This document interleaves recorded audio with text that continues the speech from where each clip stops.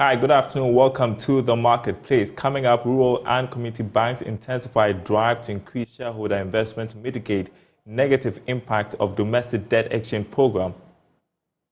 Ahead with strategies with regards to a banking relationship. Build a relationship with them that goes beyond just coming to do the business with them. Try to help them in their business areas. Give them some expertise to help them, for their businesses to grow. As the Ghana Statistical Service prepares to conduct the Integrated Business Establishment Survey, government expects the outcome would help in comprehensive decision-making and planning.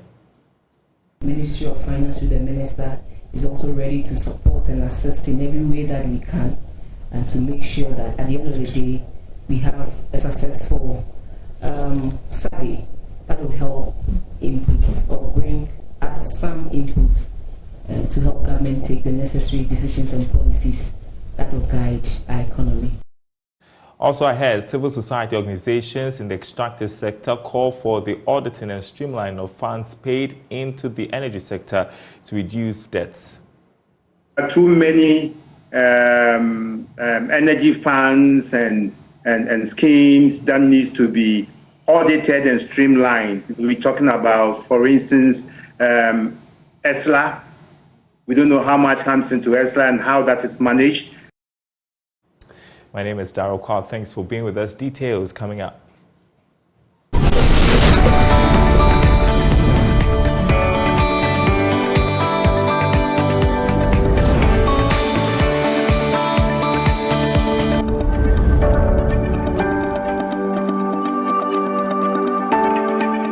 And thanks for staying with us. That was your look at the currency market. And while the Ghana cedi is expected to continue its stability against the US dollar and other major currencies this week, this is expected to be supported by improved foreign exchange support from the Bank of Ghana. Here's more in this report. The cedi recorded some gains last week across the major trading currencies in the retail market. The central bank provided about $25 million to bolster liquidity in the FX market. Consequently, the cedi appreciated 0.64% last week against the dollar. It also gained in value against the euro and the pound. It has benefited immensely from the International Monetary Fund program, boosting investor confidence. The local currency ended the first half of this year with a better performance than the same period last year. According to Bloomberg, the cedi lost about 11.21% to the US dollar, yet was still classified among African currencies with worst spot returns. Now, some rural and community banks are calling for an increase in shareholder investment to sustain the growth of the sector. The intensified call is to mitigate the negative effect of the domestic debt exchange program and the economic downturn on the banking sector. Already, managers of the Atrimampunia Rural Bank are making headway through an enhanced drive to improve shareholders' capital. Nana Jima was at the bank's annual general meeting and has filed this report. As financial institutions recover from the negative impact of COVID-19 pandemic and the banking sector reforms, the sector has been hit by Ghana's domestic debt exchange program with the IMF. Banks hold more than 30% of the amount swapped for the new instrument. Executive Director of the Association of Rural Banks, Comfort Owusu, explains the ARB Apex Bank is making efforts to get the Bank of Ghana to release some liquidity to the banks. Our banks, ARB Apex Bank, has done some submission to the Ministry of Finance for consideration so that we can get some funds to cushion the RCBs. So we are looking forward to get a positive response from the government. To meet the capital needs, the Atrimampunia Rural Bank has intensified campaigns to get customers to invest more through shares. Already, the bank's prestige customers and directors are responding to the calls. Board Chairperson Constance Phyllis Putik explains. But we went ahead with strategies with regards to a banking relationship. Build a relationship with them that goes beyond just coming to do the business with them. Try to help them in their business areas. Give them some expertise to help them, for their businesses to grow. Most of these, we term them prestige customers, have come on board and even bought shares. The bank's financials show deposits have increased to 126.6 million cedis from 113 million cedis in 2021. Assets increased from 104 million cedis to 122 million cedis, with loan portfolio growing to 28 million cedis from 22.1 million cedis. Mrs. Putik believes the release of some investments locked up in fund houses will strengthen the sector.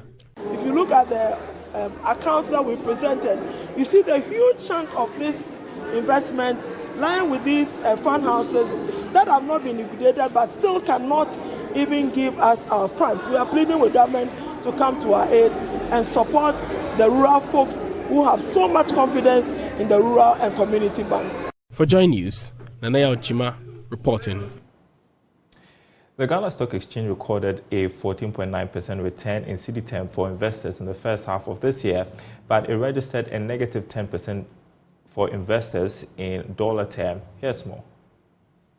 After a challenging economic time in 2022, resulting in a debt restructuring, the Ghana Stock Exchange is bouncing back to its previous height. This follows improved market sentiments due to the International Monetary Fund support program. In cedi term, the Accra Bourse was the fourth best performing stock market in Africa out of 15 stock markets in the first half of this year. However, in dollar term, it's placed 11th. Its market capitalization also shot up to 69.59 billion cedis as of 30th June 2023. So far, the non-banking stocks have been leading the gains on the equity market. The financial stock index, however, lost 17% in value in the first 6 months of this year. This was primarily due to the domestic debt exchange program, which has impacted their balance sheets.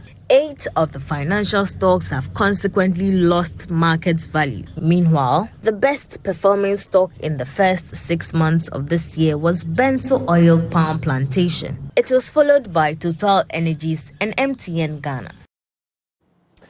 Government has inaugurated a 15-member National Steering Committee for the 2023 Integrated Business Establishment Survey to conduct an economic census of all businesses in the country. The committee will provide strategic guidance and general oversight of survey and monitor activities to ensure successful implementation. Government statistician Professor Samuel Enim outlined the objectives of the survey. The objectives of the 2023 Integrated Business Establishment Survey. The first is to build an updated online business register. We have done this 3 times, but we've not been successful in building an updated online business register.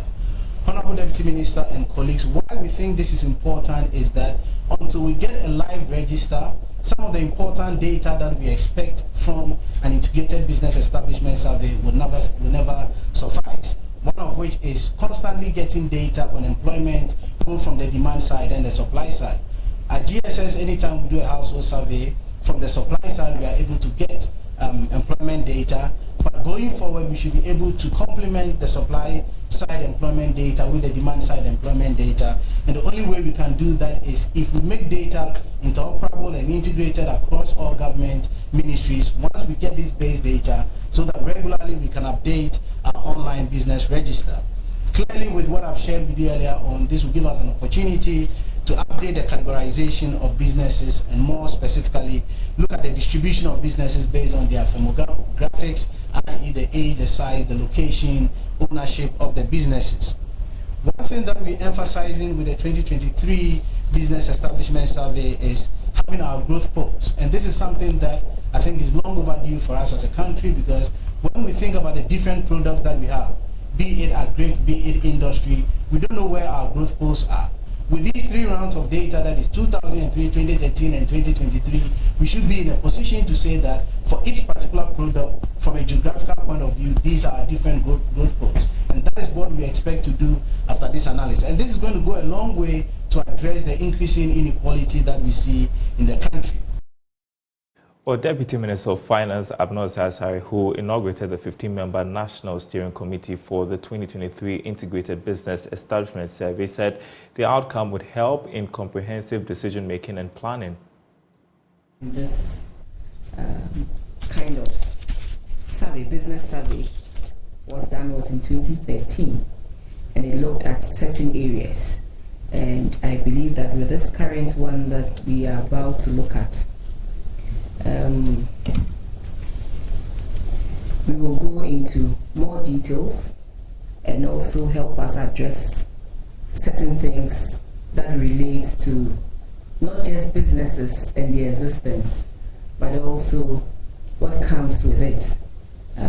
The taxes that they pay, whether they are paying the relevant taxes or not. And this will help us also profile the way we look at our GDP and other equally important economic targets that we have in this country. We will demand of all these agencies a certain class of staff. It should be at a level that they can take decisions that will best affect us positively. And we should attach all seriousness to this exercise that is going to be done. Ministry of Finance with the Minister is also ready to support and assist in every way that we can, and to make sure that at the end of the day we have a successful survey that will help inputs or bring us some inputs to help government take the necessary decisions and policies that will guide our economy.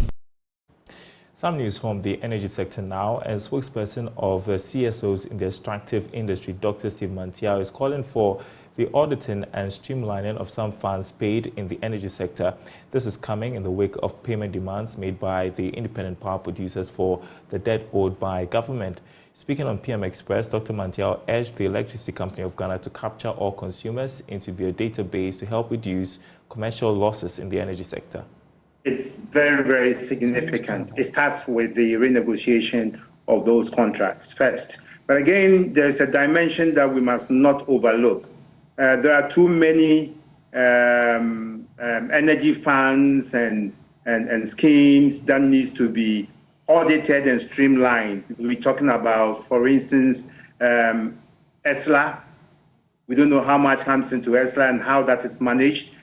Then we have COVID levy, we have government stabilization payments to ECG, auxiliary services charges to GENCOs and all that. I think we need some transparency in these schemes that are all geared towards addressing the energy sector challenges. We need to audit these funds and to make sure that they are being applied efficiently. And then lastly, ECG itself will need to do much more to reduce commercial losses. We know that the metering, I mean, not all the customers are captured. Those who consume power are captured in their database. I know they are doing something about it, but they need to expedite action to ensure that they are able to capture all consumers into their database. Again, we know that at the time when the politicians got involved in the supply of meters. There were some that were substandard and therefore were not reading correctly. They need to be able to standardize all meters to ensure that they don't get shortchanged. So should utility tariffs go up further to help in settling the debt owed the independent power producers, or Joy Business hit the streets to interact with some consumers? A good policy, but looking at the economy system right now, that tariffs, because our income is low. So if our income is low, how basically are we going to make money to pay those particular tariffs? So I think that if they want to increase that particular payment for us to be paying based on our base, I think that our income too should also increase. If I was taking salary of 2,000, they should make it 3,000 for me, so that if I'm capable, it means I can be able to pay. So that policy is a policy that will help raise certain things in the country. But if I'm not taking much, how do I looking at the price of goods, farmers are complaining that the price of goods is low. So if I will export my goods from the north to Accra, and then they bought at a low price, how am I going to pay my bills? So if they want to implement that particular policy, I think that our things will increase. The goods or products will increase, salaries will increase, so that people will be capable of paying those kind of bills. I think it wouldn't be economical if I overpay or paying double of that. So all I'm saying is that the government has to subsidize the electricity to make it affordable for businesses and the local or ordinary Ghanaian to afford. Doing that shows that the government is effective, the government runs economically, and it made the citizen, maybe those who want to go into the entrepreneurship or this creativity arts. For government coming in with these subsidies, I think it will make it easy when they are coming into establishing business that, getting electricity is one of the factors that is keen in acquiring or running proper and effective businesses in the country. So in order for businesses not to run at bankruptcy and insolvency, there is the need that the foregone debts be cancelled so that we move on as country and nation, so that there will be an effective running and smooth administration of the government and the industry altogether. I would like to buy it at that price, because with the doomsday stuff, it will really affect us. So if there's light, and maybe if the amount is going to be increased or what, we will just have to try and comply with it more than us going back to our doomsday life, Because back then it was really affecting us. People were complaining about the doomsday stuff. So I think Ghanaians would have to try and understand them. They are doing it for our own good and not anything. So as for me, in my opinion, I would just try and pay that amount. Even if they increase it, I would try. We know things are hard, but so we need to try and understand them and pay that amount. So let's come to this realization. What about our mothers and fathers at home who don't have much money, who don't receive much? How can they give much? Yeah, because the economy is hard. So if, let's say, if they don't receive much and they are giving much, it's really going to disturb the country. Yeah, we are this time around pure water, sachet water, 50 pesos. So it's like everything, the prices are increasing whilst we aren't receiving much. So for me, I'm not in support of it. From energy sector issues to agric and the illegal trade of pesticides in Ghana is adversely affecting the crop protection industry, generating multiple risks to human and crop health and hurting the economy.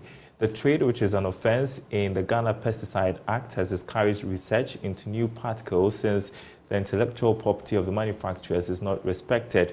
To combat the trade and handling of illegal pesticides, staff of the Department of Public Prosecution of the Attorney General's Office have been empowered to lead the prosecution and sanctioning of culprits. Here's more.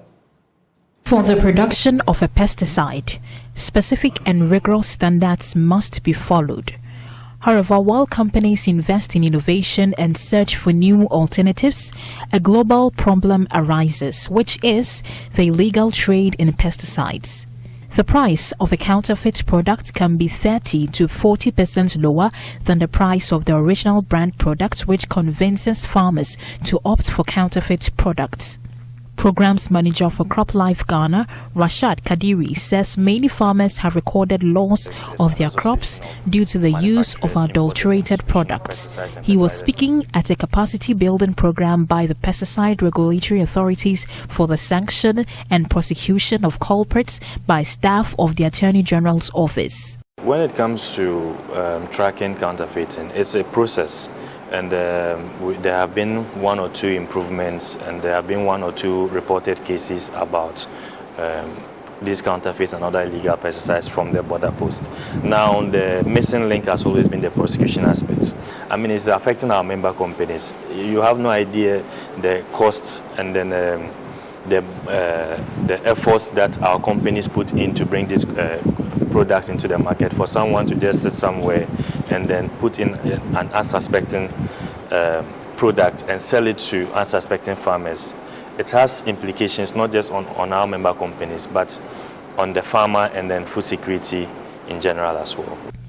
The Environmental Protection Agency attributes the widespread smuggling, adulteration, and counterfeiting of pesticides to less or non-existent penalties. Director of Chemical Control and Management Sector at EPA, Joseph Edmond, has assured of severe penalties to make the illegal trade in pesticides an undesired business. Some of the penalty units that we have in our law are quite low. So, if you arrest somebody and is paying as low as 200 penalty units and kind of thing, I think that was it. Of course, it's not punitive enough. So what will scare people from embarking on bad practices is making sure that the penalty is high so that they will not even attempt to even indulge in it. So that is a way of making sure that the things people don't indulge in such practices.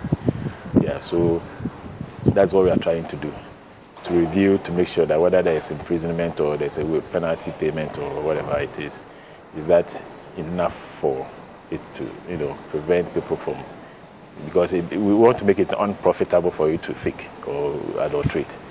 For JoyNews, Mona Lisa Frimpong reporting. Now, black soap from shea butter and baobab potash. That is a new introduction to the soap making industry as the Widows and Orphans movement finds new ways to economically empower women. According to the NGO, the cost of materials for soap making has shot up over the last few years, and they needed to find indigenous ways for women they have trained in soap making to stay in business. They have therefore trained 19 selected women on how to make black soap using materials such as shea butter and baobab potash, which can easily be found within their communities. Correspondent Albert Sori has more. Soap making, a fast-growing industry employing hundreds of women across the Upper East region. These women here acquired the skill of making soap many years ago through one of the Widows and Orphans movement's livelihood empowerment programs. Today, they are back here to the Widows and Orphans Movement Training Center to add something new to their skills. The high cost of materials for making soap has created a need for women in this business to be innovative. Fatih Abigail Abdullahi is the executive director of the Widows and Orphans Movement. The Widows and Orphans Movement have trained women over the years in different livelihood activities. One of the livelihood activities has been how to make different kinds of soap. However, we've noticed that some of these women are unable to continue producing because of high cost of produce, which makes them unable to compete. Based on that, we decided to look at indigenous alternatives to some of the ingredients that they use to produce the soap, so that this could help them reduce the cost of production and make higher profits. With funding support from the KGL Foundation, these 19 women are here to learn the skill of making black soap, one of the most sought-after soaps on the market today. The women were selected from the Bolgatanga and Busa North municipalities, as well as the Bongo and Talinsi districts of the Upper East region. The trainer, Meimunatu Musa, takes the women through the step-by-step process involved in making black soap. It involves the right measurements of the ingredients: shea butter, palm kernel oil, and baobab potash. In between each ingredient, the mixture is allowed to boil on fire for some time. The final product is brought to this table for weighing and molding. If they are able to process it well, they will make profit. We had about 116 pieces, and one pieces can sell about the wholesale price. We will sell it 7 cedis. So when you sell 7 cedis, you multiply 7 cedis times the number of pieces that they have. You see that they will make profit. Then you calculate the potash that you use your firewood, your everything, you get something. Yesterday we did the calculations and we're able to break even. The women spent 3 days perfecting the skill of making black soap with baobab potash and then with cocoa potash. They also made other types of soap such as moringa soap and neem soap. Oh, I'm so excited. I'm a retired teacher, so I'm not sitting in the house. I'm not doing anything. So I said, let me come, and then I'll take part and do it. And I know this training, I'll make good use of it. Because a retiree, how much is your salary? And if you don't do this, can you earn a living? You can't. We only know that it is the soundness that do the black soap. In the north here, we are not used to that one. But with the training, we have been able to know that what the soundness can do, we can also do it in the north. But as we are going back, we have to train our people because they cannot bring all of us here to come and learn. Executive Director of the Widows and Orphans Movement, Fatih Abigail Abdullahi, said they were hopeful that with the current demand for black soap on the market, the women will make use of the skills they learned to create employment for themselves. We are hoping that they would see this as a business that can grow to an extent that even their children that have become graduates one day can come and manage these enterprises. We will be monitoring them over the next few months to ensure that they are practicing their new skill, but also to provide support to ensure that this investment is really impactful. The women were also presented with startup materials and equipment to start their own businesses back home and also train other women in their various communities. For JoyNews, Albert Sori, Pusunamo, Talinse District. That's some interesting report from Albert Sori. Before we wrap up on the marketplace, we want to keep you updated on the latest business news from our business feed on myjoyonline.com/business. Sunan Asogli to receive an award in Europe. We've got that story there for you. Also, a trend in Instagram owner Meta to launch Twitter rival on Thursday. Interested to see how that turns out. Plus, coalition of individual bondholders group to picket finance ministry, of course, over unpaid funds. myjoyonline.com/business. My name is Daryl. Thanks for watching. We will be back same time tomorrow.